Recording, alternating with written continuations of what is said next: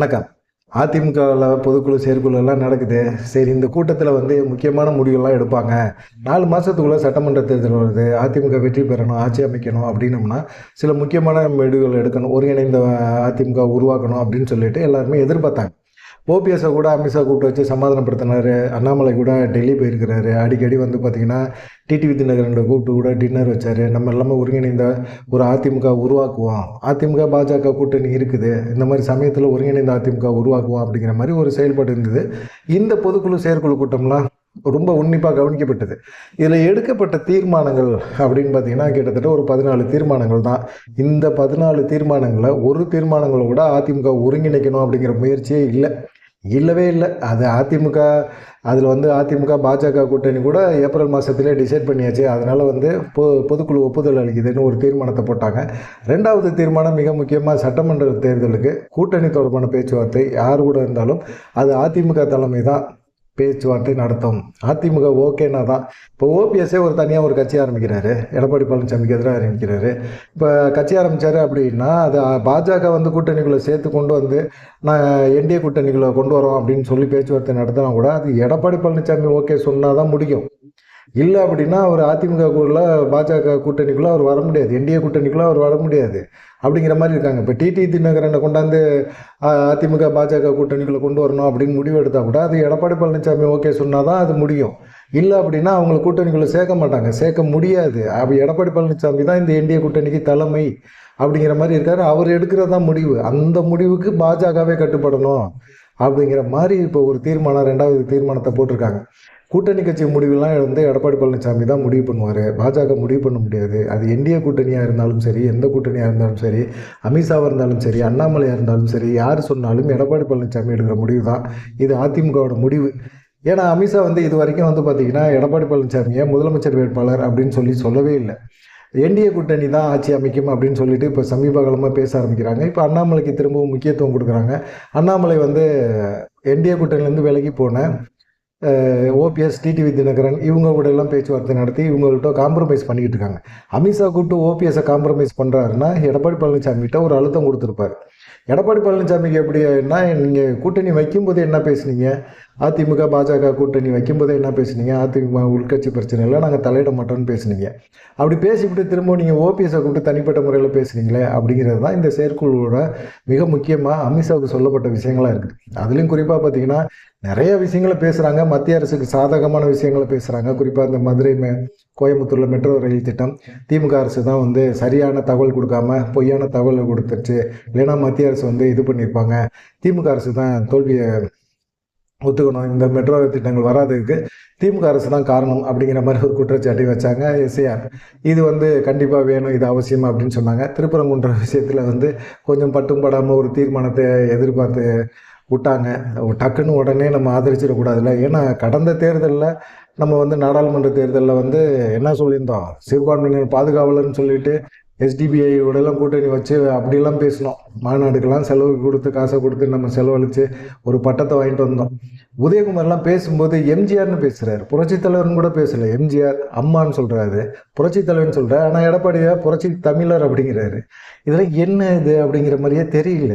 ஒரு புரட்சி தலைவருக்கான ஒரு மதிப்பு இல்லை, அவர் ஆரம்பித்த கட்சி, அந்த கட்சிக்கான ஒரு முக்கியத்துவம் இல்லை, அவருக்கே ஒரு முக்கியத்துவம் இல்லை. பேசுகிறவங்கெல்லாம் எம்ஜிஆர்னு பேசுகிறாங்க, அசால்ட்டாக பேசுகிறாங்க. ஏதோ ஜெயலலிதாவுக்கு வந்து அம்மானு ஒரு மரியாதையை கொடுத்து புரட்சி தலைவர்லாம் விட்டாங்க.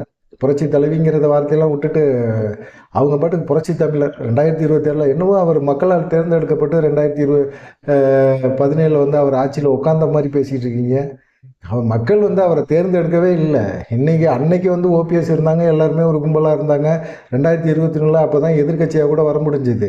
இன்னைக்கு திமுக அதிமுக அப்படிங்கிறது மட்டும்தான் அப்போ இருந்தது. இன்னைக்கு தாவேகான்னு ஒன்று வந்துருச்சு. அந்த சைடு நிறைய பேர் போய் சேர்ந்துட்டாங்க. செங்கோட்டையன் அந்த சைடு போயிட்டாரு.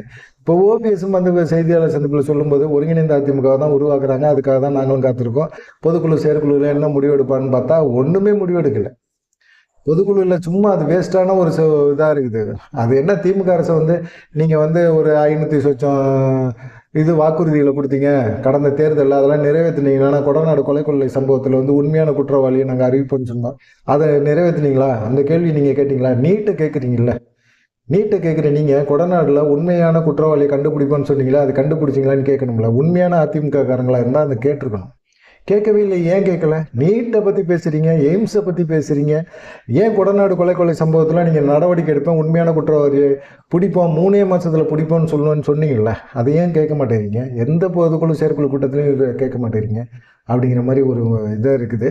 அதை தாண்டி பார்த்தீங்கன்னா, முதலமைச்சர் சிவி சண்முகம்லாம் பேசும்போது பயங்கரமாக பேசினார். நம்ம கூட இருக்கிற எதிரி நமக்கு யாருன்னு தெரியும், திமுக. முதலமைச்சராக ஸ்டாலினை வந்து நம்ம தான் வந்து போட்டோம் பிச்சை அப்படிங்கிற மாதிரி சொல்கிறாரு. மக்கள் கொடுத்தது. நீங்கள் என்ன பிச்சை போடுறீங்க? அந்த அளவுக்கு முதலமைச்சர் அப்படி ஒன்றும் இல்லையே. இந்த ட்ரிப்பு சிவி சண்முகம்லாம் தோற்று போனவர், எம்எல்ஏ நின்று தோற்று போனவர். அவர் சொந்த தொகுதியில் அவருக்கு இதே இல்லை.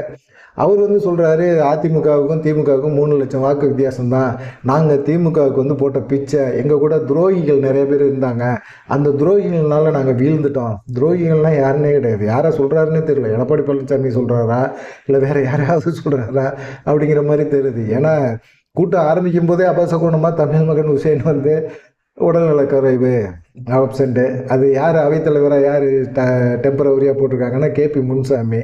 இதில் கேபி முன்சாமியே ஏற்கனவே பல கட்சி மாறிக்கிட்டு பல ஆளுங்கள் கூட வந்துக்கிட்டு வந்தார். வரவேற்புரை யார்? வளர்மதி. எடப்பாடி பழனிசாமியை காரி துப்பாத குறைய பேசுனது வளர்மதி. அதை வந்து வரவேற்புரை கொடுத்து அவங்கெல்லாம் ஐயோ எம்ஜிஆர் இது அம்மாவோட ஆன்மாவை வந்து எடப்பாடி பழனிசாமிக்குள்ளே பார்க்குறேன் அப்படிங்கிற மாதிரி பேசிட்டேன் அந்த அம்மாலாம். எல்லாம் கேட்கவே முடியல. எப்படின்னா எல்லாரும் அங்கே போயிருக்கிறாங்க, கும்பலுக்கு எதுக்கு வஞ்சிர மீன் பிரியாணி அப்படின்னு ஒரு ஐட்டம் இருக்குது அங்கே. கிட்டத்தட்ட பார்த்தீங்கன்னா ஒரு பொதுக்குழுக்கு தனியாக ஒரு கும்பல், தனியாக ஒரு வழி, செயற்குழுக்கு தனியாக வழி, சிறப்பு அழைப்பாளர்களுக்கு ஒரு தனியாக வழி, ஒரு 4500 பேர் சிறப்பு அழைப்பாளர்கள். இவ்வளோ கும்பலை எதுக்காக கூட்டி வச்சுனாலும் எந்த பிரச்சனையும் வந்துடக்கூடாது அப்படின்னு சொல்லிட்டு அவங்கவுங்க கோஷ்டியை கூட்டிகிட்டு வந்துட்டாங்க. எல்லாரும் ஒரு கும்பலை கூட்டிகிட்டு வந்து நிற்கிறாங்க. அந்த பொதுக்குழு கும்பல் இருக்குல்ல, அந்த சைடு போகிற வழியில் தள்ளு முள்ளு ஆகி போய் கீழே விழுந்தவன் மேலே ஏறி மிதிச்சுட்டு ஓடுறானுங்க. டே நாங்கள்லாம் எல்லாம் கூப்பர்லாம் வச்சுருக்கோம்ல, எங்களை உள்ளே விடுங்கடானாலும் ஏறி மிதித்து கரூரில் நடந்த சம்பவம் போல் இன்றைக்கி ஒரு சம்பவத்தை பண்ணியிருப்பானுங்க. நல்ல வேலை ஏதோ நடந்து போச்சு. ஆனால் திமுக அரசு வந்து மக்கள் விரோத அரசு அப்படிங்கிற குற்றச்சாட்டை தொடர்ந்து வைக்கிறாங்க. திமுக எதிர்க்கிற கட்சிகள் எல்லாம் ஒருங்கிணைக்கணும் அப்படிங்கிறாங்க. ஆனால் இதெல்லாம் வந்து ஒரு இது மாதிரி தெரியுது.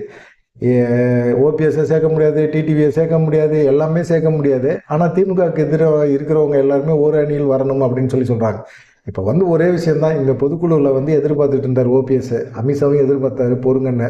இல்லை, அண்ணாமலை அமித்ஷாட்ட சொன்ன ஒரு விஷயந்தான், எடப்பாடி பழனிசாமியை நம்பாதீங்க, பாஜகவை நாடாளுமன்ற தேர்தலுக்கு அப்புறம் பாஜக தலைமையில் ஒரு கூட்டணியை உருவாக்கி திமுக எதிர்ப்பு அப்படிங்கிறத கையில் எடுத்தால் இன்றைக்கி எடப்பாடி பழனிசாமிங்கிறவரே ஒருத்தர் இருந்திருக்க மாட்டார் அப்படின்னு சொன்னார்.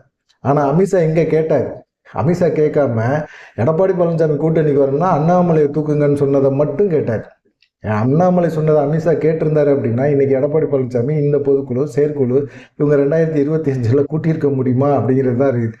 இப்போ வந்து அமித்ஷாவுக்கு ஒரு எச்சரிக்கை. அவர் வந்து நீங்கள் என்ன தான் பண்ணாலும் சரி, கூட்டணி தொடர்பான முடிவை நாங்கள் தான் எடுப்போம், இந்த என்டிஏ கூட்டணிக்கு அதிமுக தான் தலைமை தாங்குது அப்படிங்கிற மாதிரி அவர் பேசிட்டாங்க. அந்த தீர்மானங்களை கொண்டு வந்துட்டாங்க. சிவி சண்முகம் என்ன செய்கிறாரு, நம்ம கூட இருந்து உறவாடி நம்மளையே அழிப்பாங்க அப்படின்னு சொல்லி பாஜகவுக்கு தான் அவர் மறைமுகமாக ஒரு உத்தரவே போட்டிருக்கிறாரு அப்படிங்கிற மாதிரி தெரியுது.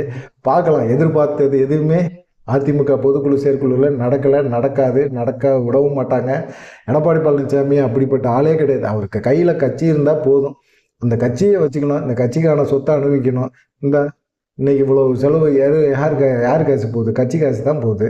எம்ஜிஆர் கொண்டாந்து கொடுத்தது, ஜெயலலிதா சம்பாரித்து வச்சது, எல்லா காசையும் வச்சு தின்னுக்கிட்டு போயிட்டே இருக்கிறானுங்க. தொண்டர்களை பற்றி யாராவது கவலைப்பட்டுருக்காங்களா? பொதுக்குழுக்கு அதிகாரம் இருக்குது, தொண்டர்களால் உருவாக்கப்பட்ட கட்சி இது, அப்படி இப்படின்னு தொண்டர்களுக்கு முக்கியத்துவம் கொடுத்துட்டு இவங்க உட்காந்து நல்லா ஜாலியாக தின்னுக்கிட்டு சம்பாரிச்சுக்கிட்டு சும்மா நம்ம கனவு உலகத்தில் வாழ்ந்துக்கிட்டு, அதுலேயும் சிவி சண்முகம் பேசுகிறார், சர்வேங்கிற பேரில் அதிமுகவை இது பண்ணுறானுங்க அது பண்ணுறாங்க. ஜெயலலிதா காலகட்டத்தில் வந்து தோக்குன்னு சொன்னால் கூட ஜெயலலிதானால் ஜெயிக்க முடியும். ஆனால் இன்றைக்கி இருக்கிற இவருனால் ஜெயிக்க முடியுமா? 10 தோல்வியை கொடுத்துருக்கிறார். தொடர்ந்து தோல்வியை மட்டும்தான் கொடுத்துட்ருக்காரு. ஒரு தோல்வியை ஜெயலலிதா கொடுத்தாங்க அப்படின்னா அடுத்த தடவை அவங்க ஜெயிக்க முடியும், பாஸ் அவுட்டை எதிர்கட்சியை காலி பண்ண முடியும். ஆனால் இன்றைக்கி எடப்பாடி பழனிசாமியில் தொடர்ந்து தோல்வியை கொடுத்துக்கிட்டே இருக்கிறார். அவர் எப்படி 2026 வந்து எந்த கூட்டணியும் வைக்க முடியாது, கூட்டணியை நாங்கள் தான் டிசைட் பண்ணுவோம், நாங்கள் தான் பேச்சுவார்த்தை நடத்துவோம், பாஜகவே கூட்டிகிட்டு வந்தாலும் நாங்கள் இவங்களோட கூட்டணி வைக்கலாமா வேணாங்கிற முடிவை நாங்கள் தான் எடுப்போம், இப்படியெல்லாம் நீங்களாம் பண்ணிக்கிட்டு இருக்க அளவுக்குலாம் நீங்களாம் பெரிய பருப்பெல்லாம் கிடையாது. அதனால் ஒன்றும் கிடையாது, ஒன்றும் செய்ய முடியாது அப்படிங்கிறது தெளிவாக தெரியுது. இந்த செயற்குழு பொதுக்குழு மூலமாக எடப்பாடி பழனிசாமி திருந்தலை அப்படிங்கிறது தெளிவாக தெரிஞ்சிருச்சு. பார்க்கலாம் என்ன நடக்கும் அப்படிங்கிறத. அமித்ஷா இன்னுமே பாஜக மேலிடம் என்ன பண்ணுமா அப்படிங்கிறத பார்ப்போம். நன்றி, வணக்கம்.